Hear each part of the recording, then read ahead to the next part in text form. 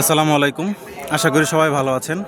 আল্লাহ তাআলার অপূর্ব সৃষ্টি নিদর্শনের ভিতরে পাহাড় অন্যতম একটা সৃষ্টি। পবিত্র কোরআনে পাহাড় নিয়ে অনেক আয়াত চলে এসেছে। তার ভিতরে রয়েছে যে সম্পূর্ণভাবে না বললেও যে এরকমভাবে আছে যে পাহাড়কে আল্লাহ তাআলা পেরেকের মতো সৃষ্টি করেছেন। যদি ভূমিকম্প আসে, ভূমিকম্প প্রতিহত করার জন্য পাহাড় আমাদের জন্য পেরেক হিসাবে ব্যবহার করা হয়েছে। আজকে এসেছি কলমাকান্দায় একটা পাহাড়ের কাছে। সেই পাহাড়ে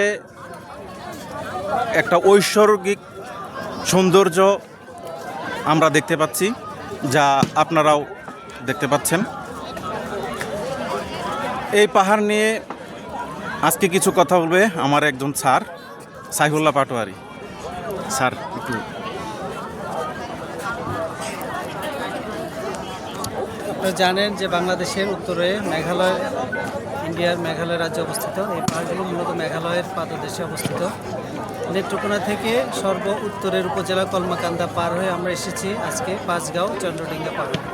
এই চন্দ্রডিঙ্গা পাহাড় শ্রেণীতে মূলত মেঘালয় পড়েছে। এদিক থেকে আমরা যতদূর পাহাড় যা পশ্চিমে এবং যতদূর পাহাড় যা পূর্ব দিকে, এরিয়াটাই মেঘালয়ের অন্তর্ভুক্ত।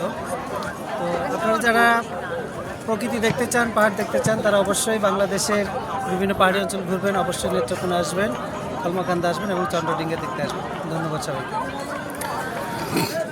তো পাহাড় একটা স্থির ভাবে রয়েছে, দেখলে আমরা বুঝতে পারবো না যে পৃথিবীটাকে কীভাবে নিয়ন্ত্রণ করছে।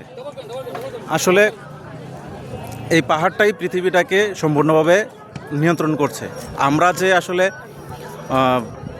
যে ছিটকে না পড়ি বা আমরা যাতে স্থিরভাবে থাকতে পারি, সেজন্য পাহাড়ের ভূমিকাটাই সবচেয়ে বেশি।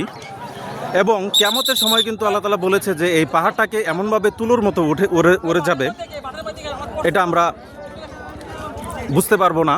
যখন আল্লাহ তাআলা এটার শেষ সময়ে যখন কিয়ামত সংঘটিত করবে, তখনই কিন্তু এটা যারা আল্লাহ তাআলা যখন ইসরাফিলের সিঙ্গার মাধ্যমে যখন হবে, তখনই কিন্তু এই পাহাড়টাকে তুলার মতো উড়ে যাবে। এবং বিভিন্ন সময় কিন্তু এই পাহাড়টাকে কেন্দ্র করে সাবধানতা বলেছে, সতর্কতা বলেছে, কিভাবে কাজ করছে আমরা পবিত্র কোরআনের মাধ্যমে কিন্তু আমরা জানতে পারি এবং বুঝতে পারি। এবং এখান থেকে আমাদের চিন্তার খোরাক বা চিন্তার যে নিদর্শন রয়েছে, সেগুলোকে আমরা উপলব্ধি করতে পারি।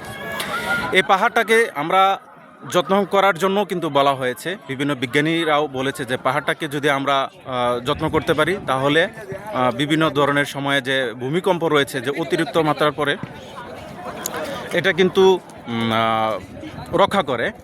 এই পাহাড় কাটা বা পাহাড়ের যে বিভিন্ন সময়ে যে ক্ষতিগ্রস্ত করা, এগুলো থেকেও কিন্তু আমাদেরকে বারং সতর্ক করার জন্য বিভিন্ন বিজ্ঞানী বা বিভিন্ন সরকারের তৎপরতা রয়েছে। সবাই ভালো থাকবেন এবং সুস্থ থাকবেন। আসসালামু আলাইকুম।